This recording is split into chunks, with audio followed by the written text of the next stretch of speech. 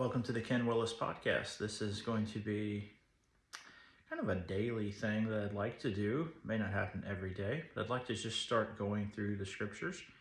And where better to start than Genesis? And just kind of go through, take a little bit each day, and just kind of talk about that. Maybe bring out some things perhaps that you may not have heard, or a lot of things you have heard. And just kind of touch on that, just kind of a thought for the day. And I'll try to keep these brief. We'll see if that works. But the very first word of our Bible, in Hebrew, the very first word of our Bible, Bereshith, or in English, the first three words, in the beginning. It's a pretty good place to start. Anywhere is in the beginning. It's easy for Christians to just want to turn to the New Testament and read, and myself included. It's tempting, for devotions and things like that. Yes, let's just stay with the New Testament.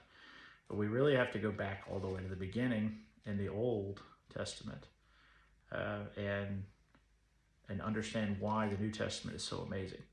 So if you're a literature fan, it'd be like, starting on the last chapter of the book where everything's excitingly resolves, and then not understanding any of why the plot, mattered. And so starting in Genesis, the very first word of the Bible in Hebrew, Bereshith. This word literally means in the beginning, but in Hebrew, and I won't try to bore you, but in Hebrew, every letter is a pictorial symbol of something. And so if you take the letters of any Hebrew word and you look at the pictorial meanings there is a meaning in the pictures themselves that almost always gives you a very good idea of what the actual literal word is. So, and I won't get into all of that, but if you were to take the pictorial meaning of the letters used to form the word Bereshith, and I won't go through all that because I know it'll bore some of us. I can bore myself sometimes. But you have this message spelled out, okay? And the message is the Son of God pierced in the hand, or the Son of God. You could say the Son of God pierced by God's hand.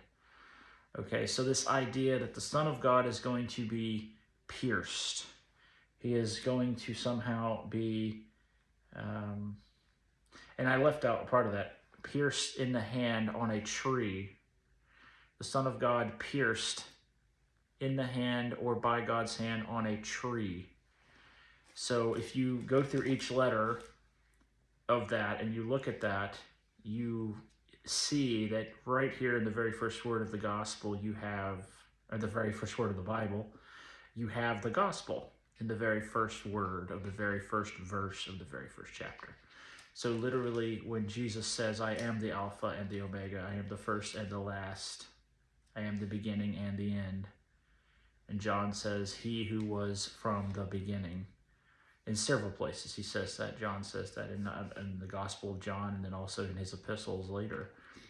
From the beginning. He who was in the beginning, he who was from the beginning. Literally, he's telling us to go back to Genesis 1:1 and start to look for Jesus. And there he is in the first word.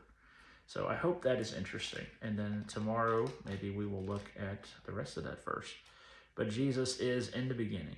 He was not simply non-existent up until Bethlehem. Jesus has always been. He has always been there in the presence of the Father. He was right there in the beginning. And in the first word of Scripture, God is telling us, though perhaps to the English speaker, we don't see this as clearly, but he's telling us, look for the Son of God to be pierced in the hand on a tree.